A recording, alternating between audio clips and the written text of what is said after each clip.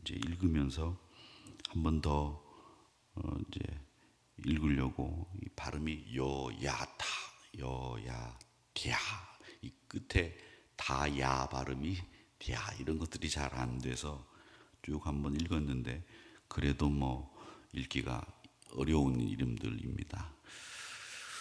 성벽 재건 이후에 성전 제사가 드려지고 성벽을 지키는 그 직무를 맡은 사람들이 이제 그 일들을 감당하면서 이제 예루살렘 재건이 이제 이루어질 수 있게 됐는데 느헤미야는 이런 모든 일들이 자기 공이라고 생각하지 않았다는 것입니다. 우리 사람들은 원래 이 공치사하는 것을 참 좋아하죠.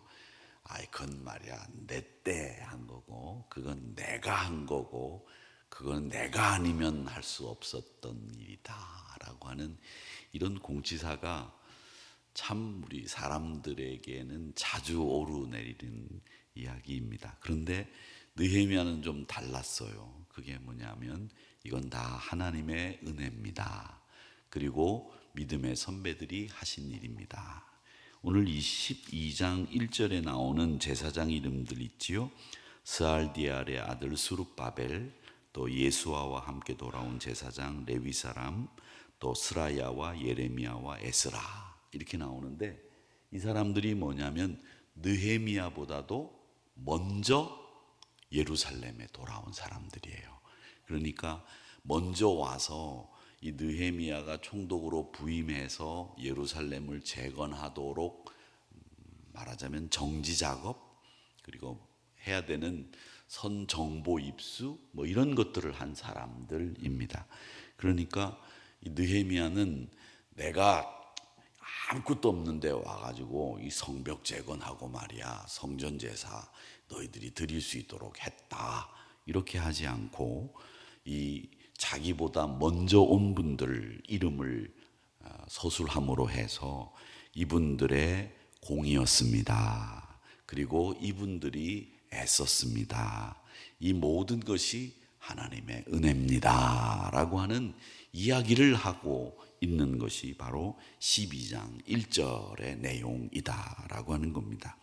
그래서 오늘 본문을 보면 이 느헤미야는 먼저 뿌려진 씨앗을 기억하고 생각하라는 말씀을 하는 것이 바로 1절에서부터 11절까지의 내용입니다. 그 내용이 바로 먼저 귀환한 분들의 공이죠. 우리도 마찬가지입니다. 우리가 신앙생활을 이렇게 여기서 하고 있지만 여기에 교회를 짓기 위해서 애를 쓰신 믿음의 선배들이 계십니다. 또 하누리교회를 개척하신 믿음의 선배들이 계십니다 라고 하는 것, 저희들이 이 100주년을 맞이해서 저 머릿돌에서 꺼낸 것이 뭐냐면 이 성전을 봉헌할 때까지 헌금하시고 애쓰신 분들의 명단을 제일 먼저 꺼내서 디지털 작업을 했거든요.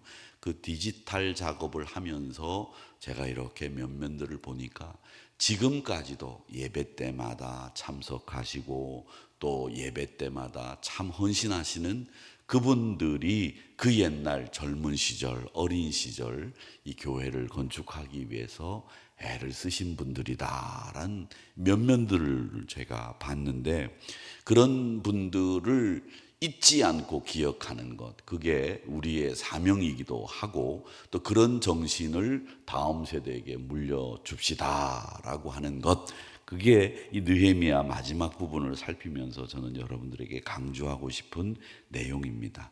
1차 기환이 BC 536년에 이루어졌다고 합니다. 근데 성벽 재건이 그로부터 92년 후에 느헤미야에 의해서 이루어졌기 때문에 거의 1절과 이 느헤미야가 기록될 때 사이에 간극은 100년 가까이 됩니다. 그러니까 100년이라고 하는 세월 속에서 이런 이 느헤미야가 쓰여진 것이고요. 그러니까 우리가 읽을 때는 이게 같은 시대에 일어난 이야기, 같은 동시대 사람들의 명단인 것처럼 보이나 이 명단은 100년 전의 명단이다. 그러니까 우리가 지금 이 성전을 건축할 때의 명단보다도 훨씬 더 오래된 분들의 이야기를 1절에서 하고 있는 겁니다. 이렇게 느헤미야가 그분들을 기억하기 위한 목적으로 기록된 그 이름들을 우리는 기억해야 됩니다.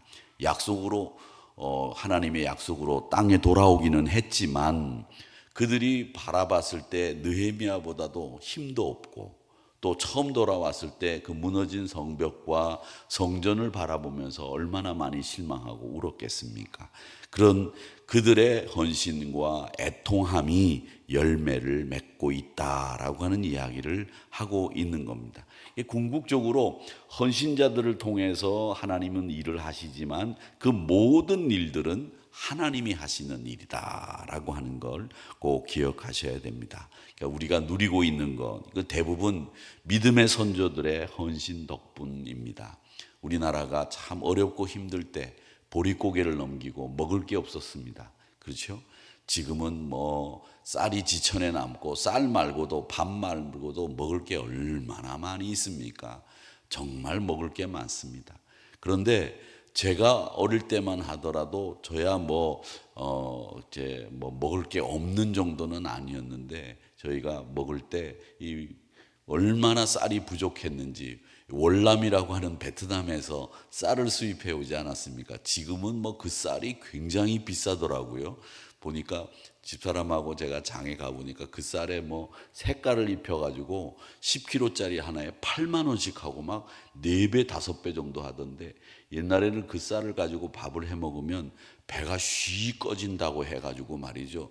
이게 밥이 말이죠. 이게 날아간다는 별말을 다 하면서 그 먹었는데 지금은 이 소화 기능이 좀 약하신 분들이 그 밥을 먹으면 소화가 잘 된다고 해가지고 그 밥을 찰지지 않은 그 밥을 먹는다고 하시죠.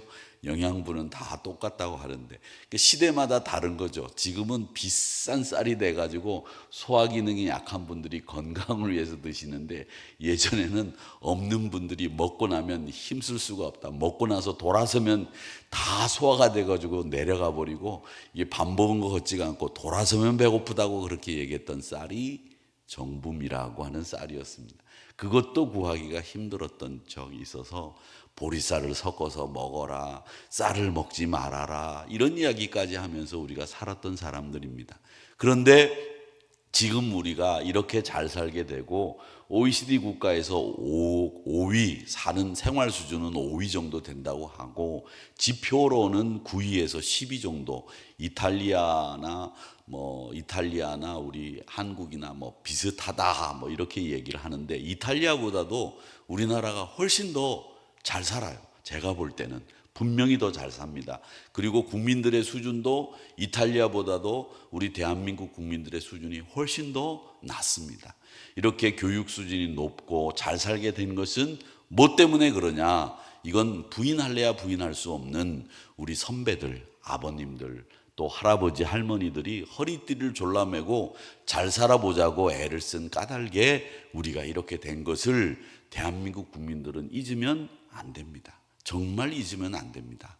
그분들이 고생하면서 저 중동 사막에 가서 돈을 벌어오시고 파독 광부들과 간호사들이 시체 닦아가면서 번 돈을 가지고 우리나라가 경부고속도로 닦으면서 부흥하고 성장했던 이 발전의 역사를 잊어버리면 그건 대한민국 국민은 아니라고 생각해요. 그런 걸 생각하면서 우리는 선배들이 정말 애를 써서 이 나라를 이렇게 만들었다라고 하는 감사한 마음으로 그 은혜를 누리면서 살아야 되고 이 모든 것이 그 배후에는 하나님이 우리 민족을 사랑하셔서 여기까지 이끌어 주셨다라고 저는 생각을 합니다. 물론 다른 생각을 하시는 분들이 있을런지는 모르겠지만 저는 누구를 지지하고 누구를 지지하지 않고를 떠나서 그거 기억하지 않으면 어떤 녀석이든지 그건 놈이라고 생각을 합니다.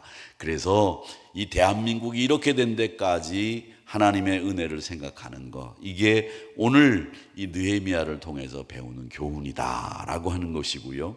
그 다음 12절에서부터 21절까지의 말씀은 무엇보다도 이 예루살렘으로 귀환한 다음에 이 돌아온 사람들이 자기들이 하는 모든 행동들이나 또 이 유다 땅 가나안이라고 하는 나라가 하나님이 약속하신 땅이다라고 하는 걸 증명해 보일 필요가 있었고, 그렇게 증명해 보이는 길은 뭐냐? 하나님 앞에 제사 드리는 일, 하나님 앞에 예배하는 일을 통해서 우리는 이 땅에 적절한 적자로서 정통성을 가지고 있는 사람들이다 라고 하는 것을 보여줄 필요가 있었죠. 그래서 이 제사장의 이야기를 쭉 12절에서부터 22절까지는 여러분 성경에도 보면 제사장의 족장들 이렇게 돼 있잖아요. 이게 뭐냐면 우리가 이 땅의 주인이다라고 하는 정통성을 드러내는 명단이다, 이렇게 보시면 되겠습니다. 이 제사장이라고 하는 직분은 세습이 되지 않습니까? 레위 지파, 아론 지파의 사람들로 세습이 되는 것인데, 이건 무엇보다도 뭘 얘기하느냐면 신앙적인 정통성, 영적인 정통성을 확보하기 위해서 누구 제사장의 누구 아들, 누구 제사장의 누구 아들이라고 하는 것을 이야기하는 겁니다. 아무나 제사장이 된 게 아니다라고 하는 것이고, 제사장 가문의 족보를 누가 관리했느냐라고 하는 것을 명시할 필요가 있었다라고 하는 것이죠. 그래서 이 제사장의 가문들을 보면 20개 족속들이 나오고 있는데, 각 족속의 족장은 그 집안의 최고 어른들입니다. 이처럼 자기 주도로, 느헤미야 자기 주도로 성벽이 재건되기는 했지만 성전 제사가 정상화되고 또 그 영광을 1차 귀환자들에게 다 돌리고 있는 이런 모습은 느헤미야가 남다른 사람이었다라고 하는 것을 우리가 알 수 있습니다. 그러니까 우리도 역시 마찬가지로 우리 독립문 한우리교회가 여기 세워지기까지 고생하고 애를 쓰시고 헌신하셨던 그 믿음의 선배들을 늘 기억하면서, 또 그 역사를 이어가는 우리들이 이 역사를 이어가는 가운데 한 부분을 차지하고 그 부분을 정확하게 감당하고 내가 해야 될 일들을 성실하게 감당하면서 다음 세대들에게 우리 한우리 독립문교회를 물려줄 수 있는 이런 헌신하는 성도들이 되셨으면 좋겠다, 이런 생각을 합니다.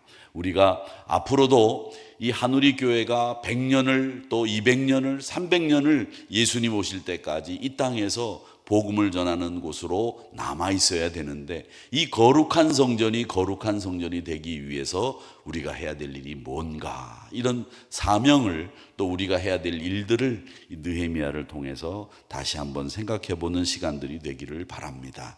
그리고 이런 느헤미야를 공부하면서 우리 신앙은 좀 더 폭넓게 길게 앞뒤로 또 저 멀리도 또 저 뒤로도 바라볼 수 있는 이런 시각을 갖추는 것이 정말 중요하다라는 생각을 합니다.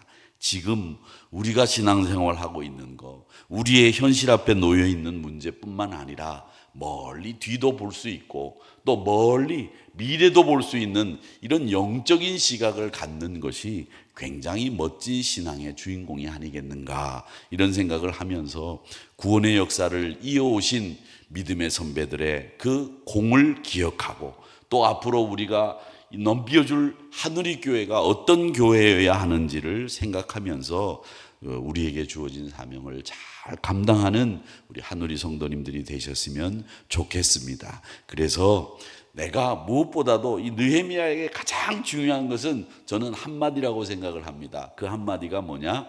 희생입니다. 희생. 그가 모든 것을 다 내려놓고 희생했다. 사실은 페르시아 바사 제국의 총독으로 그 느헤미야 같은 사람은 바벨론에서부터 인정받았던 아주 참 탁월한 지도자였습니다. 그 사람이 페르시아까지 지도자가 돼서 그 지도자로서 페르시아에서 편안하게 총독 정도 되는 고위 관리라고 하면 또 편하게 살 수 있지 않습니까? 안 그렇겠습니까? 그런데도 불구하고 그가 예루살렘으로 그 모든 것을 포기하고 돌아왔다라고 하는 것은 그가 희생한 사람이었다. 그의 희생이라고 하는 것을 우리는 볼 수 있다라고 하는 것이고요. 그리고 이렇게 모든 것은 선배의 공으로, 그리고 또 다 이것은 우리가 함께 한 것입니다 라고 하는 이런 자세와 함께 결국은 궁극적으로 하나님의 은혜입니다 라고 하는 것은 참 느헤미야를 통해서 우리가 배워야 되는 자세다라는 생각을 합니다. 여러분, 오늘 이 느헤미야가 가지고 있었던 희생, 그리고 선배들에게 공을 돌리는 모습, 그리고 결국은 그게 모든 게 하나님의 은혜였습니다 라고 하는 이 고백, 이것이 느헤미야가 우리에게 보여주는 그의 인격의 모습이고 신앙의 참된 모습이다라는 것을 생각하시면서 우리도 이 느헤미야와 같은 모습을 가지고 신앙생활에서 늘 승리하시는 우리 한우리 성도님들이 되시기를 바라고, 저는 한우리 교회가 하나님의 은혜를 정말 넉넉하게 충분히 받았다 이런 생각을 합니다. 너무 감사한 일이죠. 우리 성도님들도 하나님의 은혜를 넉넉하게 받으신 분들이라고 저는 믿습니다. 그렇기 때문에 앞으로도 하나님의 은혜 속에 뛰놀며 넉넉하고 풍성하게 하나님의 은혜를 많이 누리시는 우리 한우리 성도님들이 다 되시기를 주님의 이름으로 축복합니다.